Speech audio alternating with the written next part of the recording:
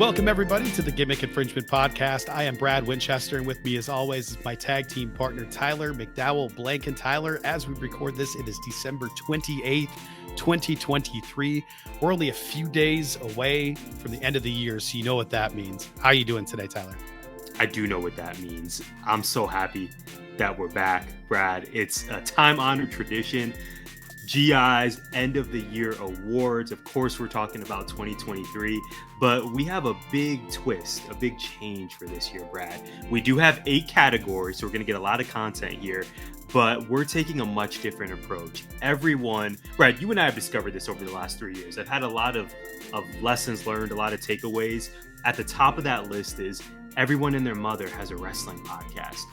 Had no idea until we were in the thick of it, which is okay, totally okay. We support those who support us and have been a lot of great people in the community. But that being said, everyone, no shade, everyone is doing the same end of year podcast. Talk Will Ospreay, Rhea Ripley, Cody Rhodes, all these amazingly talented people we enjoy watching, right? So instead of giving you that content, because we're pretty sure you've already listened or watched a podcast where that conversation occurred, we are going to take a much different approach because that is what we do here at Gimmick Infringement. Brad, we got 8 categories that I'm not even going to share them. I'm just going to let our audience enjoy them as we unveil it. You're going to kick us off with number 1. I got number 2. We'll trade back and forth. And I think this is going to be one of our best episodes of the year, dare I say. I can't wait for this. So let's just get into it. Tyler, our first category is funniest moment of the year. We're talking in wrestling specifically, not just overall, because there's a lot of candidates for that one. I'm going to kick this one off. My outside looking in honorable mention, because I don't want to talk about this man very much. Tyrus and his splash is one of the most unintentionally funny things I've ever seen in a wrestling ring. Seth Rollins, when CM Punk made his re-debut in WWE, his return, being held back by Michael Cole. The believability just out the window immediately. And finally, my other OLI is Jon Moxley on commentary. One of my favorite moments of the entire year is just Mox on commentary. I need more of that in my life going forward. But for me, it was Mark Briscoe's television debut. Mark Briscoe will be addressed later on in this pod as well. But Mark Briscoe's television debut in AEW, just the stunned silence on his face, the mouth agape, the dead stare into the lens of the camera without moving a muscle. All of it was pitch perfect. I laughed incredibly hard. It was such a wonderful moment. I absolutely laugh just thinking about that. And it's probably one of my favorite moments of the year. It's a great pick by you, Brad. Briscoe was such a treasure this year, and he's just always so entertaining. So I love that. I love your honorable mentions or your outside looking in. What I love most is for Tyrus, it wasn't even a single splash. Ostensibly was every Tyrus splash, right? It was all of them. But it was all of them. I'm thinking about the one, Hard Times. Was a dog collar match, I think. Yeah. Or a strap match where he hits the rope, bounces off the rope at the speed of molasses, and then launches himself into the stratosphere. Do you think if he had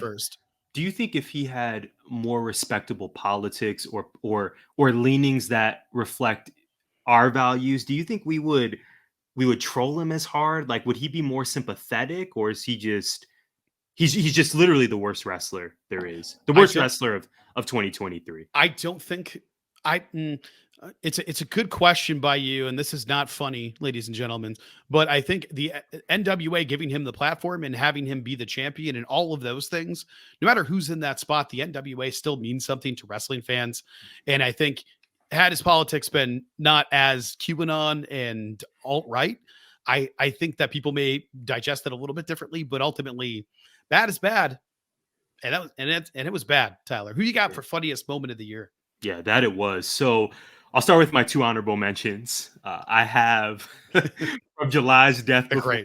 Great honorable From July, I knew you would like it. From July's Death Before Dishonor. So, of course, we're talking ROH here. Daniel Garcia dancing circles around Shibata. It still makes me so happy. Lots of funny moments from DG this year. My second and final honorable mention, Jimmy Uso on the October 27th episode of SmackDown, when he lays on the couch, backstage segment, he lays on the couch to Roman Reigns' disgust. And Roman's like, what happened out there? You got, what was going on? And Jimmy says, I called an audible, boss. Like, I just went with it. It just popped me. I never realized how funny Jimmy Uso is. But we're gonna stay in the family, Brad. My official pick comes from SmackDown, but this will be from July 29th, when Jey Uso, main event Jey, punched Grayson Waller in a backstage segment. It's so good. Brad, the comedic element, I think Waller really shined this year. Of course, main event Jey ascended. The classic, like, I'm gonna laugh with you, but then because you disrespected me, I'm gonna punch you. I'm gonna hit you with this Yes. right. And then great sell from Waller. And that's the end of the segment right there. He doesn't need to overstay its welcome. So good.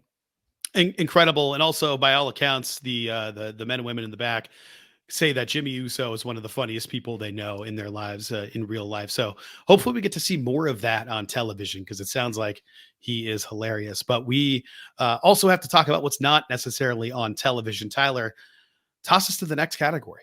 Yeah. So our second category is the best off-air promo. I knew who I was going to select here. For me, this is Eddie Kingston's category. It was just a matter of which example I was going to choose. So I'm going to use recency bias. I'm going to implement that strategy and go with a clip that was posted to AEW's X, formerly known as Twitter page, on December 28th, actually, the same day we're recording. In this promo, Kingston is reflecting on his win over Bryan Danielson, but also preparing for the Continental Classic finals match with Jon Moxley this weekend at World's End. In this clip, Brad, it's about 2 minutes and change. Kingston says, and I quote, "When Bryan called me a bum, I am the king of bums. When I say that, I am king of the underdogs. I am the king of the people who have been beaten down but never stop." He goes on and on. And this is just brilliant, Brad. For me, this sticks out because I can already see the t-shirts being printed. I can already hear the money being collected. This is brilliant. King of the bums. We know So good. Kingston is a wordsmith. He relates to the common man, so to speak. Fans love him. For me, this is all Eddie Kingston. How about you? Well, first of all, I'll give you my outside looking in. The Rock and Cena meeting up backstage. What a moment. Not a lot of a promo, but they did just enough there to remind you of their legacy before tossing it into something different. Kevin Owens backstage interviews and backstage segments where he's just kind of hanging out have been wonderful all year long. And then, of course, everything Bryan Danielson, Jon Moxley, and Eddie Kingston have done in backstage promos this year. Honorable mention here to Daniel Garcia for also putting out a really good one recently. But I'm with you, man. Like this Eddie Kingston promo that was recent was pitch perfect, and there are a number of reasons why. Number one, the passion, the fire, the shout outs to his heroes, all while reminding us of the legacy with Bryan Danielson, the legacy and friendship with Jon Moxley, and he made sure to include buy the pay-per-view. He did everything. He set up a pay-per-view. He reminded us who the bleep he is. It was all incredible. It was fiery. It's, to your point, I think this is a t-shirt moment for this t-shirt company. I think it's going to be wonderful. I loved this backstage segment with Eddie Kingston. Yeah, it's so good. And Kingston, I've been thinking a lot about this, Brad, because I saw him live in Mesa earlier in there. I think that was back in February already. That's hard to believe. And obviously, we watch him weekly. We hear so much that what can separate wrestlers or get them to that upper echelon is how they connect with fans. And I Mhm. think Kingston continues to be such a great case study for connecting with fans at its best, what that looks like, what that feels like. Yeah, this dude is an absolute renaissance man when it comes to the performance element of wrestling. Fantastic. Our next category is best non-wrestling promo, and there was a lot to wade through this year, Tyler. My outside looking in, and I know you're going to appreciate my winner for this category, Shannon Sharp he didn't really cut a promo on Skip Bayless here, but it was their interaction about the DeMar tweet. And Skip tweeted something out. Shannon didn't come into work, came back the next day, brought up the tweet, and Skip basically said, don't talk about this. You said you weren't going to bring up the tweet. I stand by it. I'm not taking it down. And Shannon just saying, you never let me finish. You're always interrupting. And then just kept going, Jan, move on, Jan. Next thing, Jan. And it was awesome from an entertainment standpoint, but it was also really painful to look at. Much like my winner, the best non-wrestling promo. Shout out to my homegirl, Leslie from the Golden Bachelor. Yes. I pulled up some clips here, or I pulled up direct quotes. So you got the receipt. It was, I love you, Gary. And Gary, wow, that's such a great sentiment. And then right then you knew crap was about to go down when Leslie finds out. There's nothing you could say or do that makes me feel better. I'm sorry. I wish there was something I could do. All of these things. But Gary's saying, don't think that to Leslie, kicked off the promo with, it doesn't matter, Gary. No offense. I could think whatever the F I want. And then she lit into him. My heart is broken once again, but now I have to do it in front of the whole world to see once again how broken I am. No one chooses me. You didn't choose me once again. The other night you made it sound like you chose me. You said things to me that made me think that this was going to be it. You led me down a path and you took a turn and left me there. And that's how I feel. It is mind-boggling, to be honest, how you could talk to me all night, say you love me, and then one day, not even a day, 12 hours later, you've changed your mind.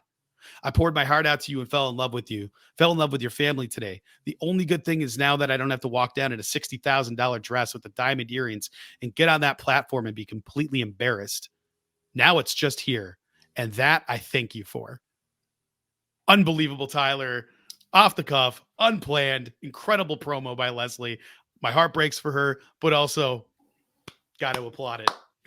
Incredible promo. How about you? That was so well done. And the fact that you had the receipts was fantastic. I have less receipts for this one, but I have just as much enthusiasm for my pick. Brad, I shared this with you during our production meeting. I discovered during my research for this episode that Trent Dilfer, former NFL quarterback, former Super Bowl winner, Trent Dilfer is a college football coach now. He's over at UAB, and during the season, they were playing Tulane. I believe this was at Tulane. It was the fourth quarter, and Dilfer's team got called for a penalty. Too many men on the field, and he was not happy about that. So I found this clip on ESPN's YouTube. When they're called for the penalty, obviously, ref throws the flag and the whole production of it. Dilfer just goes from 0 to 150 so quick, Brad. He's cutting a promo. It looked like on his assistant. Yes. That poor guy. He's cutting a promo on him. There's you can just see there's expletives everywhere. And Dilfer I had no idea he had that in him. I did not know he was that fiery. I remember him from being on like Monday Night Countdown and again, being the Ravens QB when they had that dominant defense. I did not know that fire burns within him. I hope UAB was not called for too many men on the field the rest of the season. Admittedly, I don't know how that went for them, Brad, but Dilfer, this promo, this moment, this rage, it's easily my promo of the year here. You got to know that it's in him. Is the first part of his last name is Dilf. Tyler, you're on to our next topic. What are we doing next? Yeah, and I just want to say, man, I love and this is classic GI because we're not just confined to wrestling, right? We got a lot of wrestling here, but we have some other areas too. Shout out to Dan Campbell and the Detroit Lions, by the way, our friends at That's Freaking Wrestling, and also to my wife Jessica in the other room, a Lions fan, a lifelong heartbroken Lions fan, just a life of misery. Tyler, she finally has a team that won the division. First time in 30 years. It's a big deal. Dan Campbell is a promo machine, also delivering them. He's the maker of We'll Bite Off Their Kneecaps. Shout out to the Lions. Dan Campbell, honorable mention as well. Big deal. Yeah, and well said, Brad. Shout out to the crew over at That's Freaking Wrestling. Matt, Rhodesia, Ishan, great people. One of the best shows in the space. And would definitely recommend you check out their content, especially heading into the new year. I think they have big things planned. Yes. But with that being said, Brad, our fourth category here, It's a perfect Detroit reference or continuation. This is the Monty Williams. It was good until it wasn't award. It speaks for itself, Brad. My selection is outside of wrestling. It is professional basketball in Arizona. It was just 2 years ago when Phoenix, in particular, was the mecca of basketball in the United States. The Phoenix Mercury made it to the WNBA Finals. The Phoenix Suns made it to the finals against the Milwaukee Bucks. And sadly, both teams lost those respective matchups, and it has not been the same since. The Mercury were the worst team in the league for most of the season. A proud franchise. The Phoenix Mercury were awful. New coach coming in. It was Skylar Diggins Smith is exalted or is like banned from the. It was a whole thing, Brad. And then the Suns. Speaking of, it was good until it wasn't. As we record this, I believe they're 500. They beat the Houston Rockets last night, and this is a team that has championship expectations. Brad, I had a conversation the other day at school with someone, and we agreed that Phoenix is a basketball city. Yeah, the Diamondbacks made the World Series, and it was awesome. Yeah, when the Cardinals are good, that's exciting too. We have the Coyotes, but when the Suns, when the Mercury are legit, the city is buzzing. So it is not a good time to be a professional basketball fan in Arizona. It's been a rough year. They are my final selection for it was good until it wasn't. How about you? When you joined the production document that we have, it was right. I don't know if you saw what I was typing in the box for this particular category, but I was I did not. deleting the word Detroit and Pistons. I had it in there, Tyler. It's rough, man. It's rough. There were some people predicting like, oh, they're probably not going to be great, but the 30 to 35 wins this That was year. me. I wanted that for you. Everybody thought that was a realistic thing, especially with Cade coming back. Monty Williams, like highest paid coach in the game, second highest. Come on now, come on, Brad. It's just they're 2-28, Tyler, and they haven't won since before Halloween. People were trick or treating with losses, and it blows my mind. We're heading to the new year, man. We're headed to the. I'm just sad. I'm sad that I can't give it. The reason I deleted it is it was never good. So I can't say it was good until it wasn't. It's never been good. It hasn't been good. None of it's good except for Cade. And everybody's like, free Cade, free Cade. Please don't. It's the only good thing happening there. Okay, my Monty Williams, it was good until it wasn't, is wrestling centric. And it's AEW Fight Forever. We were all so pumped for this game. We were going back to the old days, arcade style. This is going to be glory reviewed. Cannot wait. Fire that bad boy up. Wow, this is pretty mid. It's pretty bad. Tyler, I haven't picked it up since the week 1 launch. I have not. I know it's been updating in the background.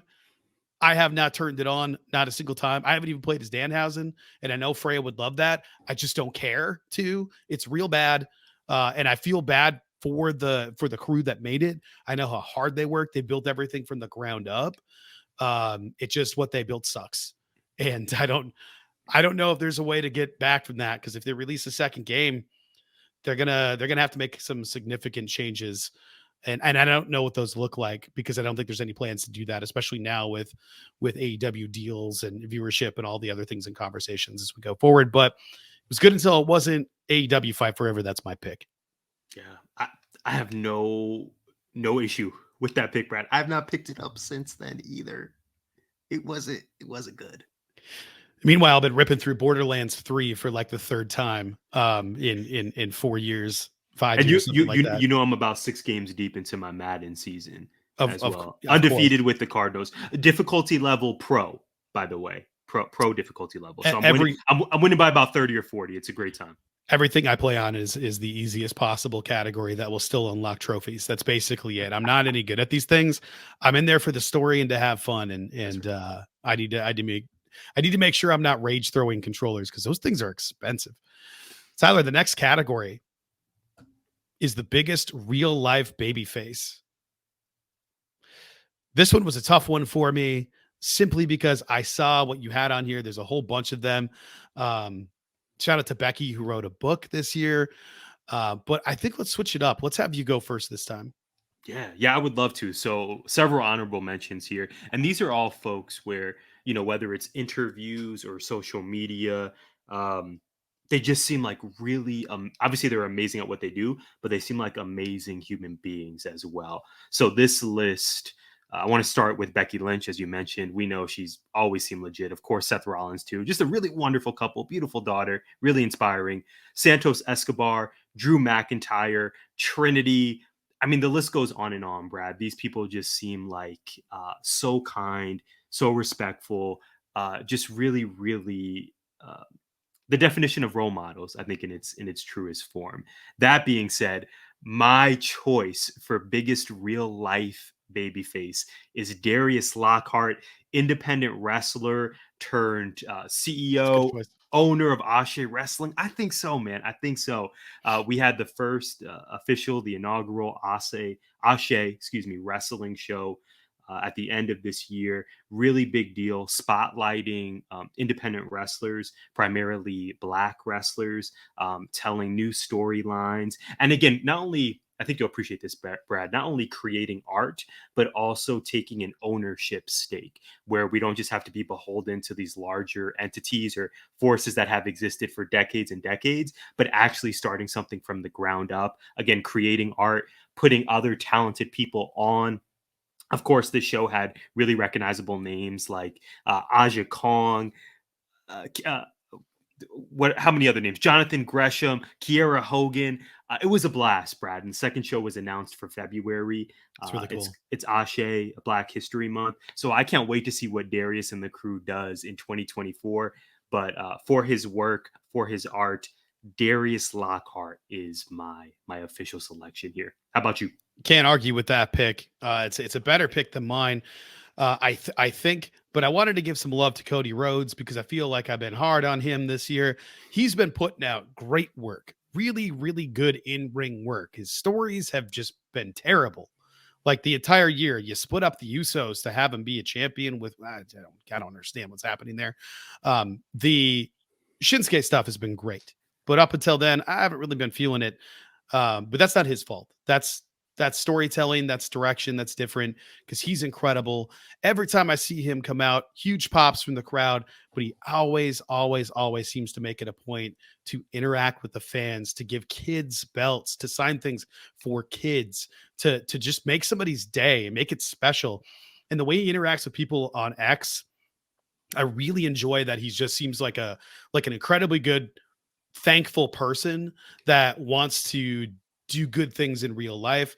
He seems like an absolute baby face in real life. So my biggest real life face this year for 2023 is Cody Rhodes. It's fantastic. And what a year ahead for him, hopefully, Brad. The WrestleMania moment, the main event, the story being finished. It has to happen. I love your selection there. We love Cody. Yeah, Cody rules. Hit us with the next category. Yeah, this is gonna be good. I can't wait. Next category, number 6, the biggest non-wrestling work. Honorable mention for me is Taylor Swift and Travis Kelce. You know my thoughts on that. Wow. Long time listeners and viewers know that I believe that is a work. But Please don't come for me, Swifties. please don't. Me neither. Oh no, you brought the smoke. You brought the smoke. Really, yeah. And I don't think I want that smoke. But I have to go to Bachelor Nation here, Brad. You mentioned this gentleman earlier. I'm going to bring him back up. Gary Turner, the inaugural Golden Bachelor, is my choice for biggest non-wrestling work. It's a good one. It's funny because we just spoke about this with Erica Day. Shout out to Erica on that very special episode we dropped earlier this week. We were talking all things Bachelor Nation. And it's clear, Brad, that the Bachelor production team, Gary Turner, they finessed us. They gave us this narrative of what he's supposed to be, what the show is supposed to be. And while it was enjoyable, and I'm excited for the first Golden Bachelorette season, Gary is not who we thought he was. We were finessed. We were sold a false bill of goods. And I'm excited for him to get married. I can't wait to watch the special on Thursday. Go Teresa. Gary is such a good pick. Retired restaurateur Gary. Mine, I had a couple here, and I'm just gonna skip the OLIs.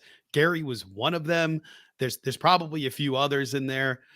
You could even include, and I almost did in some other areas here, Draymond Green for a variety of reasons. Um, but I'm gonna go Aaron Rodgers here. Aaron Rodgers, Yes.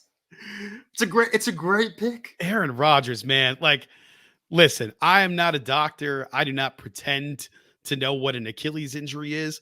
I know I work with somebody, shout out Jen Davis, who had an Achilles injury and had it repaired years ago, like 3 years ago, 4 years ago. Can't go up and down ladders still because her Achilles still bothers her. Aaron Rodgers coming back in an unprecedented short amount of time because he believes in witchcraft, apparently, to come back, take a spot from somebody, and then have the audacity to blame the coaching staff for being activated. That I call BS on this. I think he worked everybody into thinking his injury was worse than it was. I think he worked everybody into thinking he was going to be some kind of savior for the Jets as he's getting people to get cut from rosters. Just absolutely wild year for Aaron Rodgers. Now, legitimately injured, yes. I hope he heals up. I don't wish injury upon anybody, but also in no way it was that bad. No way. Absolute work. Don't buy it. Aaron Rodgers, biggest worker of the year. Speaking of, I love that choice by you. Speaking of special guests, we had Mike Steff on for our Paul Heyman series. In case you haven't watched any of the 3 episodes, please do. It's really worth your time. We broke down 3 distinct eras of Paul Heyman. We talked Paul Heyman in AWA and WCW, Paul Heyman in ECW, and of course, the wise man in WWE. So shout out to Mike Steff, Jets fan, dare I say ex-Aaron Rodgers fan. Mike, maybe you can confirm for us. I think it's a little dicey for Mike right now. Yeah. You've been there, Brad, with Green Bay. Yeah. You know that life. Right. But shout out to Mike and shout out to that Paul Heyman series. Great reception. And we hope if you haven't seen it, you give it a shot and that you'll enjoy it. That being said, Brad, we're on our penultimate category. I'm pretty sure I was supposed to pass it to you for this, but I'm just going to keep going because I'm feeling it. This is the Paul Heyman, my friends. This is a shoot award. Probably mixed the order up, but that's okay. You know the vibes. This is the greatest GIF of 2023. I'm going to do my job better and pass it to you, Brad. Who did you select as having the best GIF of the year? This is a really difficult one for me because I do a lot of my reactions with stills. Especially I have 4 spooled up of screenshots I took from that Briscoe interview where it's just his face in various poses because he had 9 different emotions in that interview. But for me, it actually happened early in January of this year of 2023 at Wrestle Kingdom 17. And it is Kenny Omega peering through the table that he broke through with Will Ospreay's face and then looking through it and yelling, "Here's Kenny" at the camera. It's one of my favorite moments of the year, but that reaction gif is just so great. I love it so much. Oh man. How about you, Tyler? Fantastic one. We cannot talk about 2023 without mentioning Prince Nana. He's getting flowers. He deserves more flowers. What a year for his career. Incredible. I am selecting the moment in the death match. Swerve versus Hangman from Full Gear. When, out of nowhere, I believe Swerve was kind of winning the match, right? Like Hangman was hurt and Swerve was kind of catching his breath, I guess. And then out of nowhere, Prince Nana is seen behind Swerve doing the Nana dance. And then before you know it, he's out. He's out of screen, out of shot. So good. I love everything he's doing. I love his ascension this year. Swerve, that is too, but definitely Prince Nana. And for me, that particular moment was my favorite GIF of the last 12 months. Yeah, I can't argue with that. It's incredible and kind of unprecedented here. We've had several agreements on this pod, but I don't think we had too many questions for the last category, which is best gimmick. I'm just going to give a special shout out to Nana and to LA Knight for people that they really turned it on this year. But Tyler, why don't you reveal to the listeners and the viewers what our winner is for best gimmick of the year? Best gimmick of the year, 2023. Goes the timeless Tony Storm. Is there any other option, Brad? No, there were some really great presentations. There were some really great shifts. Shinsuke going heel was incredible. There are a lot of really good ones, but I don't think that there's any question that it was Timeless Tony. Completely changed everything about her. It's amazing. The presentation is incredible. The way that she portrays herself is incredible. The stuff she does backstage is incredible. The stuff she's doing on social is incredible. It's all working. It's awesome. It's perfect pro wrestling persona. I can't help. So I have two thoughts. I agree with you. I have two thoughts. Number one, I was looking at our list from last year, and I selected Toni Storm as my women's wrestler of the year in AEW. She had a great year last year. This year, she did it even bigger. And so much of that, of course, always great in-ring work, but I think so much of that, Brad, is due to her character shift.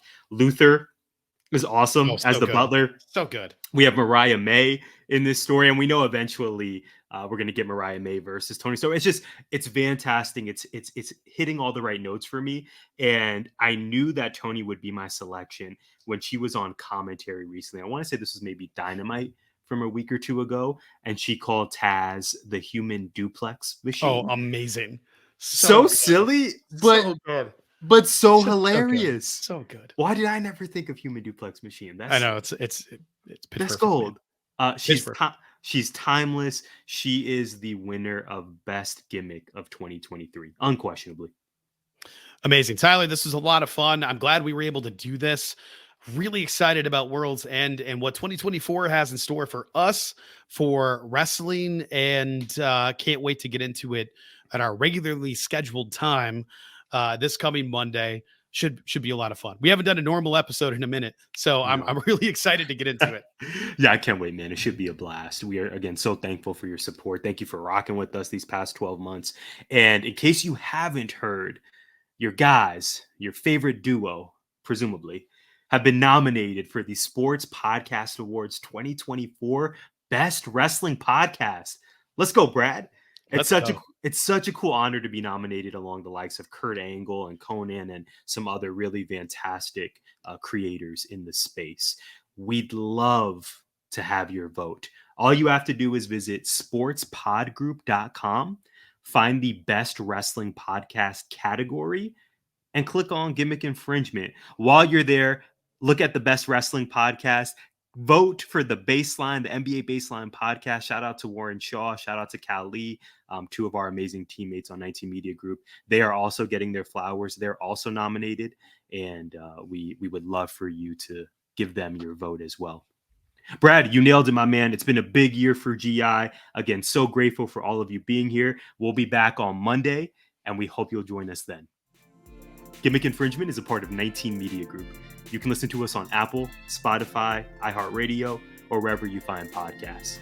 You can also find us on YouTube via the 19 Media Group channel. Please like, subscribe, comment, and share.